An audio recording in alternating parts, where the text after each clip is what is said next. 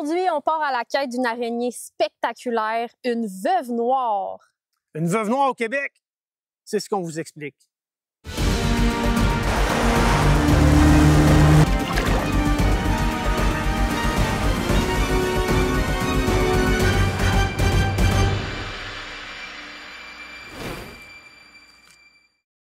Notre excursion se déroule en Outaouais, dans un secteur rocheux où l'un de nos amis avait vu quelques mois auparavant les fameuses veuves noires.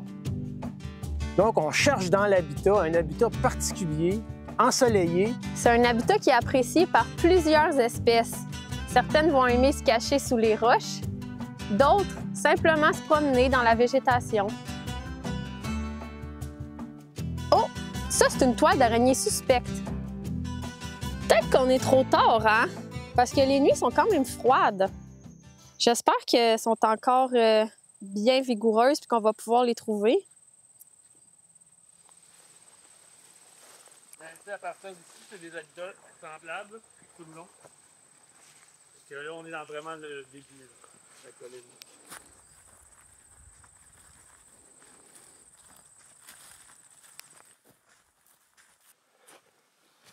Puis, Là, elle était dans la feuille. Oui. Ouh, elle est trop cool. Ben, en fait, ici, il y a des toiles. Là. Ouais. Donc, j'ai tiré ses feuilles. Puis là. Ouh! Cool. la veuve noire du Nord. Wow! Saviez-vous que dans le monde, il existe une trentaine d'espèces de veuves? Aux États-Unis, on en retrouve 5 et une seule d'entre elles se rend au nord jusqu'au Québec. C'est la veuve noire du Nord. Et oui, c'est vraiment une veuve noire, mais c'est pas la même espèce que celle dont on entend parler le plus souvent, la veuve noire du Sud, avec sa fameuse tache en sablier rouge sous l'abdomen. Veuve noire du Nord, c'est relatif, là, hein, parce qu'on la retrouve dans le sud du Québec. Il n'y a pas beaucoup de mentions. La plupart sont en Outaouais et un petit peu aussi là, autour de Montréal et en Montérégie. Les veuves noires du Nord adorent les habitats rocheux, comme ici. Hein. D'ailleurs, on en a eu la preuve parce qu'on a trouvé plusieurs mâles et une femelle. On était vraiment contents. On vient de trouver la femelle. La femelle! Elle est un peu plus grosse. Oh, une grosse La mouche. couleur est différente. Les mâles de la veuve noire du Nord sont plus petits que les femelles, 4 à 5 mm de longueur sans compter les pattes, et ils portent des taches allongées, pâles, parfois aussi une ou quelques taches rouges au travers. La femelle, plus grosse, peut atteindre 1 cm sans les pattes, et elle est noire, lustrée, et elle porte une ou des taches rouges sur le dessus de l'abdomen, et sous l'abdomen, il y a 2 taches rouges. En fait, c'est comme un sablier qui serait coupé au centre, contrairement à la veuve noire du Sud, qui, elle, a un sablier complet. Il faut savoir aussi que les veuves noires, c'est des araignées qui se déplacent pas tant que ça. Hein. C'est pas les araignées les plus habiles avec leur gros abdomen en forme de boule. Ils ont tendance à rester dans leur toile pas mal la majorité du temps. On le sait, qu'est-ce que vous voulez savoir? Est-ce que c'est dangereux? Est-ce que la veuve noire est dangereuse? Bien, toutes les veuves noires sont potentiellement dangereuses, apparemment les femelles plus que les mâles, mais il faut être prudent. Donc, c'est un venin neurotoxique, un venin comme certains serpents ont, un venin qui bloque la transmission des influx nerveux, donc qui peut causer des problèmes tels des nausées, des maux de tête, des crampes musculaires, mais plus grave aussi, ça peut affecter le système respiratoire et le rythme cardiaque.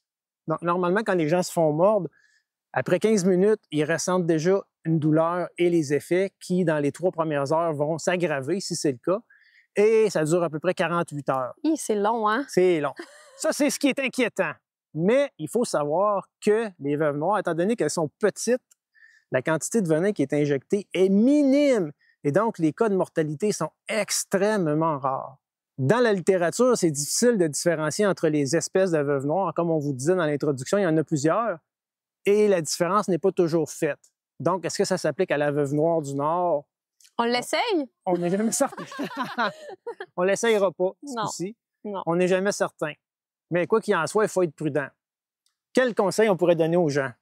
Bien, premièrement, il faut savoir bien l'identifier parce qu'il y a d'autres espèces qui ressemblent à des veuves. Nous, on les appelle les araignées billes, mais il y en a qui les appellent aussi les fausses veuves.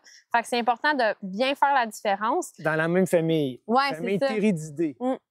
Puis si vous voyez une veuve noire du Nord, hein, parce qu'au Québec, c'est seulement la veuve noire du Nord, ben sachez qu'elle va pas vous attaquer, elle va pas vous sauter dessus.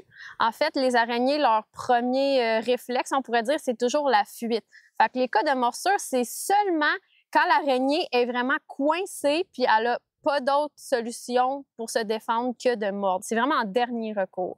Donc, on les laisse tranquilles, C'est ça. on les coince Vous pas allez être correct. et tout va bien. Mm.